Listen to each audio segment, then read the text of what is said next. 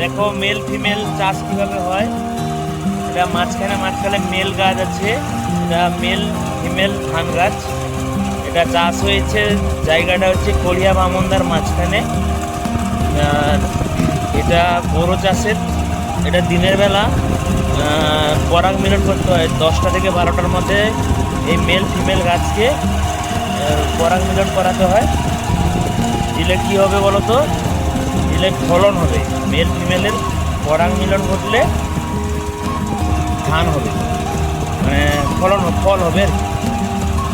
এতে কিন্তু অনেক শ্রম দিতে হয়, আগে থেকে রোপণ করতে হয়, গাছ প্রচুর লম্বা হয়, আর সময় মতো সার স্প্রে করতে হবে, সময় মতন পরাগ মিলন করাতে হবে।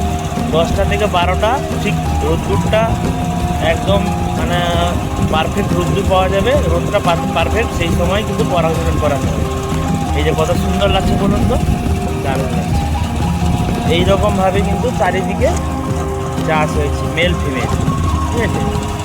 আর মাঝখানে কিন্তু এমনি শঙ্কর ধানের চাষ হয়েছে। তো মেল ফিমেল চাষটা কিন্তু একটা কোম্পানির আন্ডারে চাষ হয়েছে।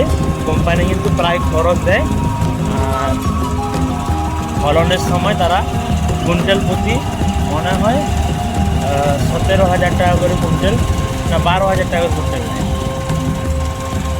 ফিমেল চারাটা। মেল চারাটা তারা ছেড়ে দিয়ে যায়। মেল চারাটা এমনি শঙ্কর ধানের দামে বিক্রি হয় আর কি।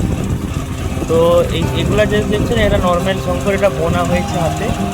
এর পরের একটা ক্ষেত আসছে, সেটা কিন্তু মেল ফিমেল।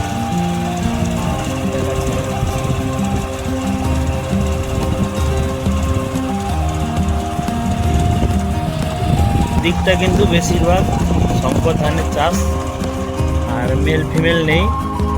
এটা এরিয়া ভিত্তিক চাষ হয়েছে, একটা এরিয়ার মধ্যে মেল ফিমেল, আর তারপর থেকে বাকিটা হচ্ছে এমনি শঙ্কর চারা চাষ।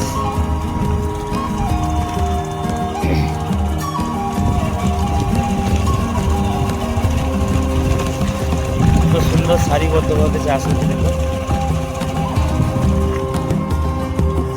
খুব সুন্দর। আগের বছর কিন্তু এই জায়গায় কিন্তু অনেক ক্ষতি হয়েছিল, শিলাবৃষ্টি হয়েছিল, যার ফলে কিন্তু অনেক নষ্ট হয়ে গেছে গাছ, আর চাষির প্রায় একদম সর্বনাশ হয়ে গেছে। তো এবছর কি হয়, ভগবানের উপর সবার ভরসা, ভগবান চাইলে সব কিছু সম্ভব। তাই চাষিরা যাতে রক্ষা পায়, তার জন্য ভগবানের কাছে প্রার্থনা করব, যাতে সব চাষি যাতে উপকৃত হয়, সব চাষি যাতে লাভবান হয়। কত কষ্ট করে চাষ করতে হয়, প্রচণ্ড কষ্ট আছে চাষে।